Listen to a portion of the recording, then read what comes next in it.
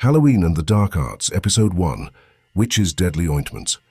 Welcome to Pete's world of poisonous plants, where myth, murder, and toxicology intertwine. They say witches flew through the midnight skies on broomsticks. But the truth is far stranger and far more poisonous.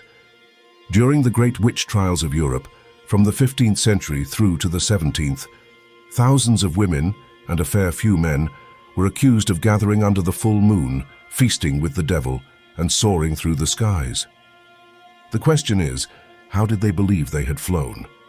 Inquisitors recorded, often under torture, confessions of witches who admitted to smearing themselves with a mysterious substance, a sinister flying ointment. Not fairy dust, not bat wings, but a toxic brew of nature's most dangerous plants. Belladonna with its glossy black berries, beautiful but enough to stop a heartbeat. Henbane with its foul-smelling yellow flowers, known since ancient Greece as a plant of madness. Mandrake, whose roots were said to scream when pulled from the earth. And wolfsbane aconite, so deadly it could kill a man with just a smear on broken skin. Mixed together with fat, oil, or even animal parts, this ointment was not swallowed. It was smeared on the skin, and, according to scandalized priests, sometimes on the handle of a broomstick, where warm flesh absorbed the poison directly into the bloodstream. The results terrifying and yet strangely consistent.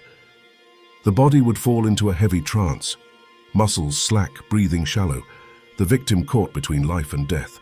And then came the visions. Witches swore they flew across the countryside, drifting above fields and villages. They described great feasts at the devil's table, sabbaths in shadowy forests, and dances around bonfires under the pale, unblinking moon.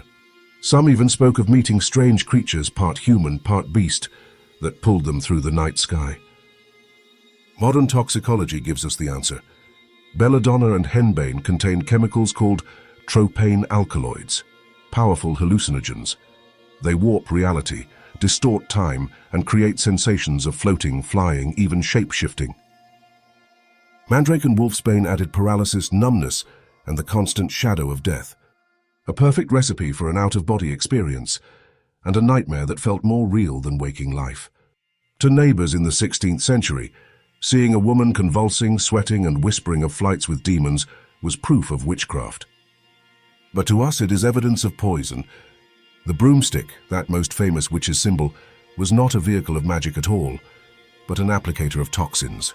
And perhaps the darkest irony is this: a witch could very well have believed she had flown.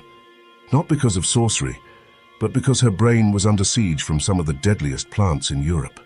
So next Halloween, when you picture a witch sailing across the face of the moon, spare a thought for the darker truth. It wasn't magic that carried her through the skies. It was poison. If you've enjoyed this glimpse into the dark arts, don't forget to like, subscribe, and step back into Pete's world of poisonous plants, where myth meets toxin, and history is darker than you think.